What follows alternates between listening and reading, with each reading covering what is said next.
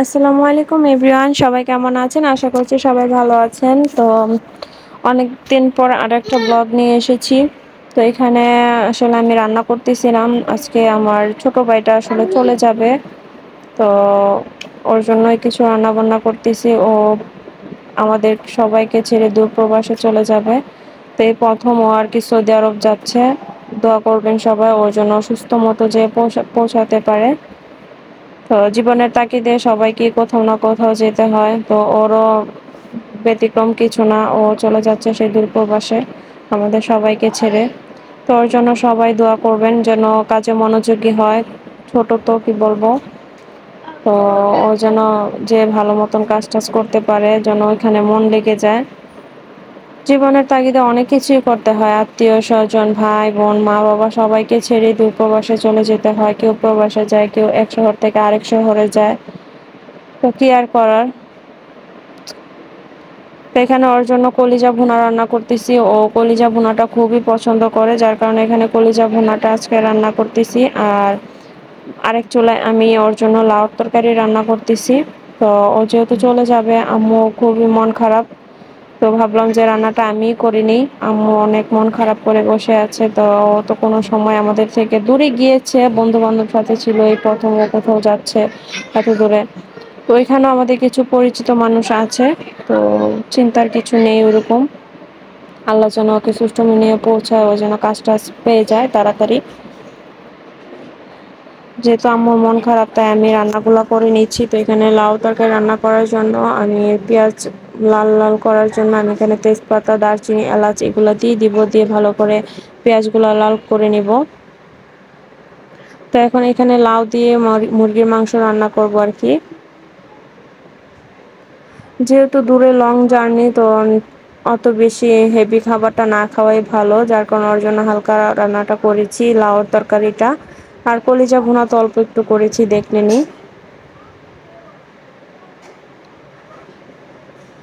আমার ব্লগগুলো আপনাদের কাছে কেমন লাগে অবশ্যই কিন্তু আমাদেরকে কমেন্ট করে জানাবেন।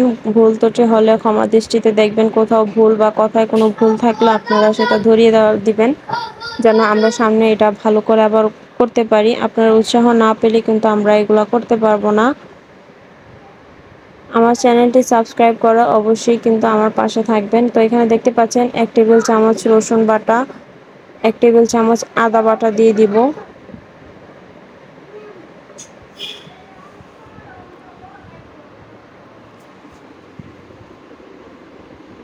এটা 1 টেবিল চামচেরও কম আদা বাটা দিয়েছি। বললামই তো, মশলা খুবই কম পরিমাণে দিয়ে আমি রান্না করতেছি। তো এখন একটু পানি দিয়ে দিব, যেহেতু মশলাগুলো ছিটে আসতেছে, তো একটু পানি দিলে আর ছিটে আসবে না।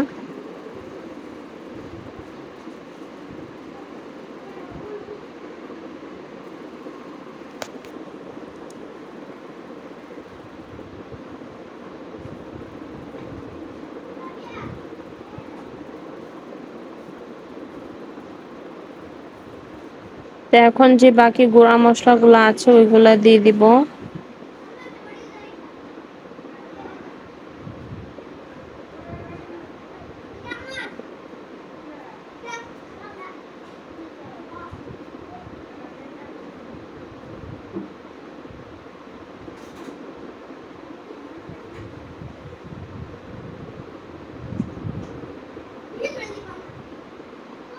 আসলে আমরা এই ভিডিওগুলো আপনাদের সাথে শেয়ার করি যেন আপনারা কোনো কিছু দেখে শিখতে পারেন।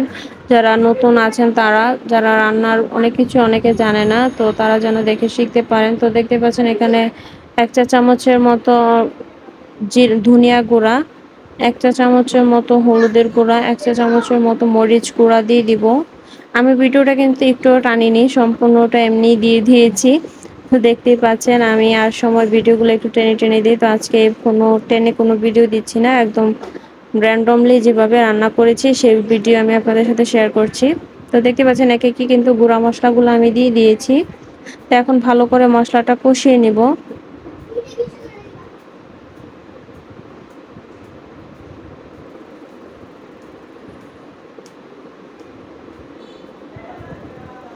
এখানে পরিমাণ মতো একটু লবণ দিয়ে দিয়েছি। লবণটা যার যার স্বাদ অনুযায়ী দিবেন।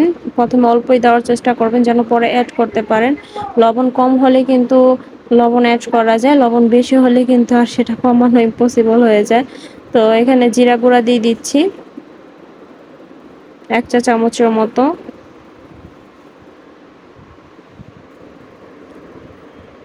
এখন সবগুলো মশলা একসাথে ভালো করে কষিয়ে আমি লাউগুলা দিয়ে দিব।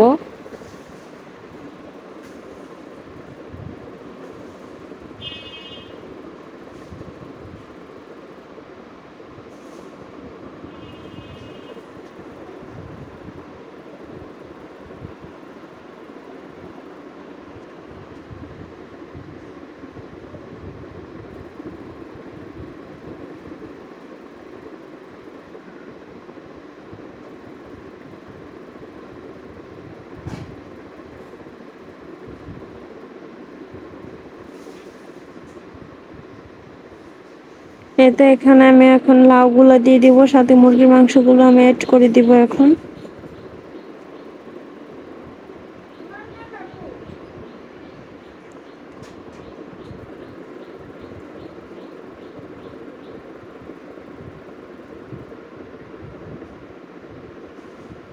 অল্প পরিমাণে পানি দিয়েছি, যদি মশলাটা কষাতে কষাতে পানিটা একটু শুকিয়ে গিয়েছিল, তো আবার একটু পানি দিয়ে এখন আমি মুরগির মাংসটা অ্যাড করে আমি লাউগুলো অ্যাড করে দিব।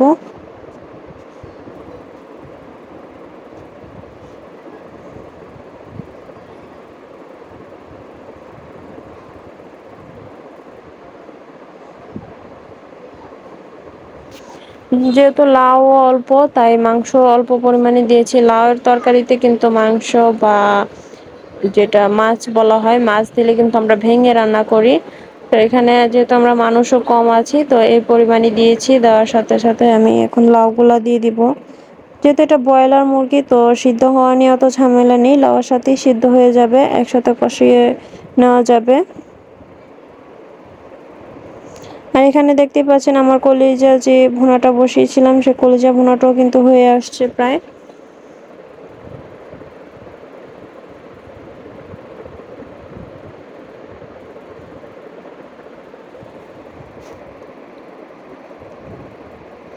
এটা মাঝে মাঝে একটু নেড়ে চেড়ে দিচ্ছে যেন নিচে লেগে না যায়।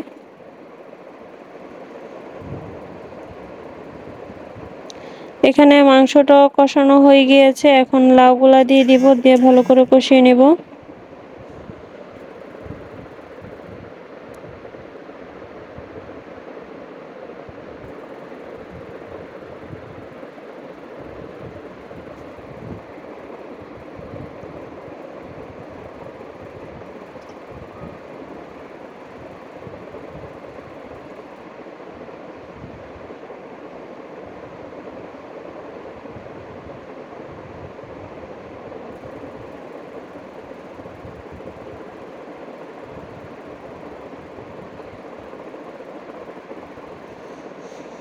সবার কাছে একটাই দোয়া চাইবো আমার ভাইটার জন্য, সবাই দোয়া করবেন। ও যেন প্রবাস জীবনে ভালো থাকতে পারে, আল্লাহ যেন ওকে ভালো রাখে, সকল বিপদ আপদ অসুখ বিসুখ থেকে যেন আল্লাহ ওকে বাঁচিয়ে রাখে।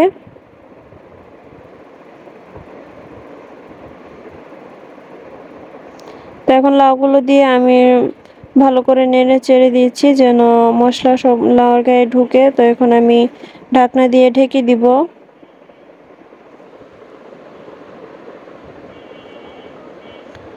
তো এতে রান্না বান্না খাওয়া দাওয়া শেষে আমরা সব স্টেশনে চলে এসেছি। তো এখানে আমার ভাই চলে যাবে, এর জন্য ওর যত বন্ধু ছিল সবাই চলে এসেছে ওর সাথে দেখা করার জন্য। আসলে আমাদের এখানে এরকমই হয় যে বাহিরে যায়, মনে করেন ওর আগে যত ফ্রেন্ড ছিল সবাই চলে আসে, যে যাবে তার সাথে দেখা করার জন্য। তো ওর দেখতে পাচ্ছেন ওর ছোটবেলার সব বন্ধুরা সবাই চলে এসেছে দেখা করতে।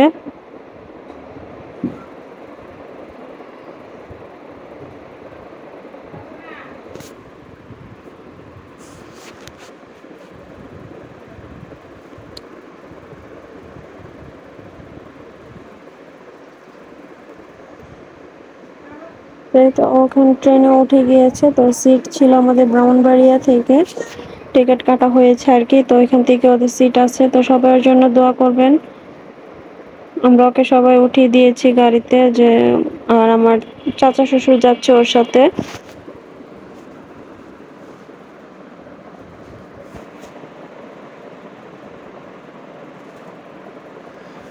এই তো ট্রেন ছেড়ে দিয়েছে, ওরা চলে যাচ্ছে। তারপরে বলবো সবাই দোয়া করবেন। আর আজকে আমার ব্লগটা এই পর্যন্তই, সবাই ভালো থাকবেন।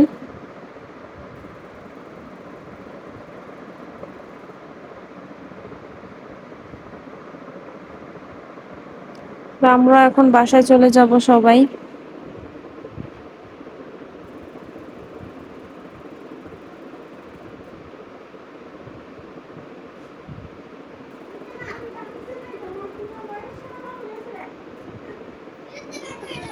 আজ এ পর্যন্ত, সবাই ভালো থাকবেন, সুস্থ থাকবেন। আল্লাহ হাফেজ, আসসালামু আলাইকুম।